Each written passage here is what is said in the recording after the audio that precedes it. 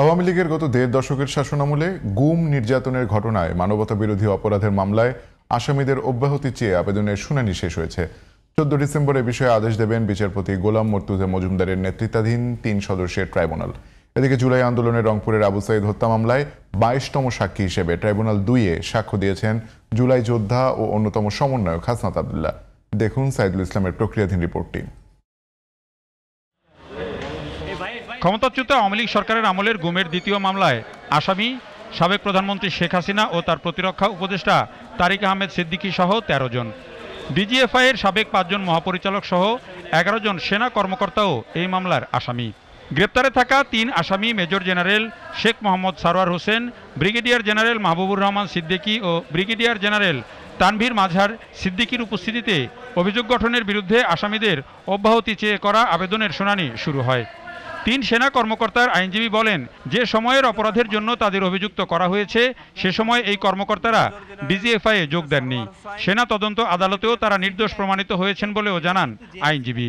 যে সময়ে victim mister brigadier general Azmi এবং মাইকেল চাকমাকে অপহরণ করে গুম করে রাখা হয়, সেই সময়ে এই ২ জনের সহ মিস্টার সরোয়ার হোসেন ৩ জনে ওই ডিজিএফএ কর্মরত ছিলেন না, অর্থাৎ তাদের পোস্টিং হয় নাই। পৃথিবীর কোনো আইনে জন্মের আগের ক্রিমিনাল রেসপন্সিবিলিটি ইম্পোজ করা যায় না। প্রসিকিউশন পাল্টা যুক্তি দিয়ে বলেন, গুমের ঘটনাগুলো বিচার একটু ভিন্ন ধরনের, সরাসরি অংশ না নিলেও অপরাধের দায় থাকতে পারে। ডিজিএফআই স্পষ্টভাবে বলে দিয়েছেন তাদের সরকারি চিঠির মাধ্যমে যে জয়েন্ট ইন্টারোগেশন সেন্টার বা জেআইসি নামে যে প্রতিষ্ঠানটা ছিল, এটি ডিজিএফআইয়ের একটি বিশেষ সংঘ ব্যুরো, যেটা হচ্ছে সিটিআইবি। এই স্থাপনার পরিচালনার দায়িত্বে যারা ছিলেন তাদেরকেই এই মামলায় আসামি হিসেবে নিয়ে আসা হয়েছে। এটা ডকুমেন্ট দ্বারা আমরা কোর্টকে দেখিয়েছি। এদিকে রংপুরের আবু সাঈদ হত্যা মামলায় সাক্ষ্য দিয়েছেন এনসিপির দক্ষিণাঞ্চলীয় মুখ্য সংগঠক হাসনাত আব্দুল্লাহ।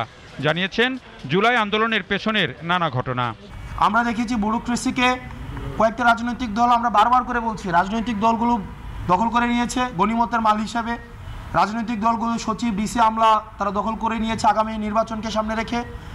ব্যুরোক্রেসি, অনেক ব্যুরোক্রেটদের সাথে যখন কথা বলি তারা আসলে শেল্টার চায়, তারা আসলে রিস্ক নিতে চায় না, এবং আগামীতে যারা ক্ষমতায় আসতে চায় তাদের দৃষ্টি আকর্ষণ করার জন্য তারা অনেক সময় আনডিউ ফেভার দিয়ে থাকে। আপনারা কি ক্ষমতায় যেতে চাচ্ছেন না? না, ক্ষমতায় যেতে চাও, আমরা জনগণকে নিয়ে ক্ষমতায় যেতে চাই। কোনো আনহোলি নেক্সাসকে কোনো ম্যানেজ করে আমরা কোনো কন্ট্রোলডভাবে আমরা ক্ষমতায় যেতে চাই না।